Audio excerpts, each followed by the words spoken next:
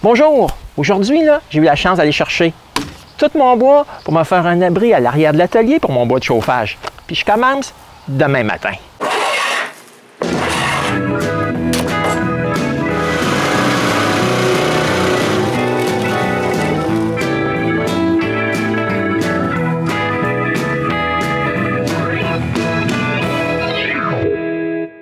Quand on regarde l'atelier du patio, OK, du moins là, je parle pour moi, c'est pas mal beau. Mais quand on le regarde de l'arrière, ouais, ça c'est une autre chose. C'est pourquoi je veux faire un abri un peu plus permanent à l'arrière de l'atelier. Ça aura de l'air pas mal comme ça. Si on regarde le plan que j'ai soumis à la municipalité, ça aura de l'air plus l'air de ça un coup fini. Mais avant d'arriver là, il y a pas mal de choses à faire. Premièrement, déplacer tout le bois de chauffage qui est à l'arrière de l'atelier. Ouais, la seule place qui ne tuera pas notre gazon, c'est juste ici, près de la maison. Ça nous a pris toute la journée, mais on a réussi. Tout le bois est maintenant déplacé. Maintenant, on peut s'occuper des pylônes de béton. Il va en avoir 4. Puis j'ai marqué le centre de chaque poteau, c'est les tuiles qui restent. Et pour percer les trous, j'ai loué une tarière.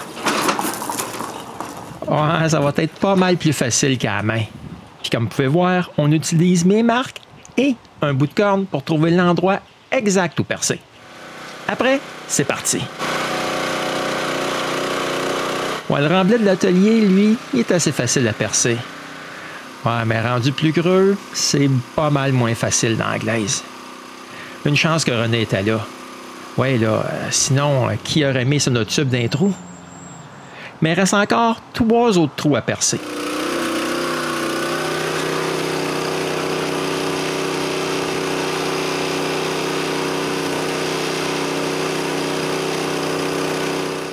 Et je profite du coucher du soleil pour faire une marque à même hauteur sur toutes les sonotubes.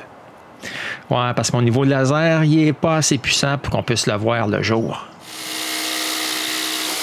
Le lendemain, je peux couper toutes les sonotubes à la même hauteur. Et juste avant de mélanger le béton, je mets des tiges de métal d'un trou. Après, c'est parti pour le béton.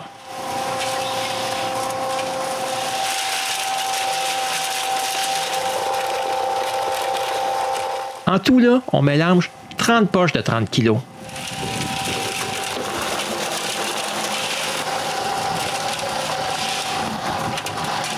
Et voici le travail fini. J'ai juste à attendre l'arrivée de mon bois maintenant. Ouais, mais en attendant, je peux faire un mélange de chlore et d'eau pour laver les murs de mon atelier. Ouais, parce que ces taches grises-là, ils m'achalent pas mal. Avec le chlore, tout redevient clair comme le jour où j'ai posé les planches. Par contre, c'est pas mal long de laver dans une échelle. Donc, pendant ce temps-là, René donne une couche de préservatif sur les fenêtres. Ouais, parce que tous les autres côtés avaient déjà été nettoyés avant. Mais je suis pas mal content du résultat de mon nettoyage. Quelques jours plus tard, on met une couche de préservatif partout. La seule chose qui manque, c'est maintenant le bois. Et c'est le temps de s'occuper de ça. Je vais donc chez Goodfellow et je ramasse le bois qu'ils ont eu la gentillesse de me fournir pour ma construction. Ouais, puis ce que j'ai bien aimé en regardant les spécifications du bois de Goodfellow, c'est qu'il est traité d'une façon plus respectueuse de l'environnement. En plus de résister plus longtemps aux insectes et à la pourriture. Ce qui veut dire bon pour la nature et ça va me durer pour un sacré bon bout de temps. Et maintenant que tout le bois est à la maison, je suis enfin prêt à commencer. En passant, là, si vous êtes dans le coin et que ça vous intéresse, vous pourriez toujours venir me donner un petit coup de pouce. Bon, je pense pas que ça sera bien long à construire, mais les poutres, comme tous ceux que j'ai utilisés pour l'atelier, ils vont être assez lourdes. Et restez avec moi parce que j'aurai bientôt d'autres épisodes sur la construction de mon abri au gosseux de bois.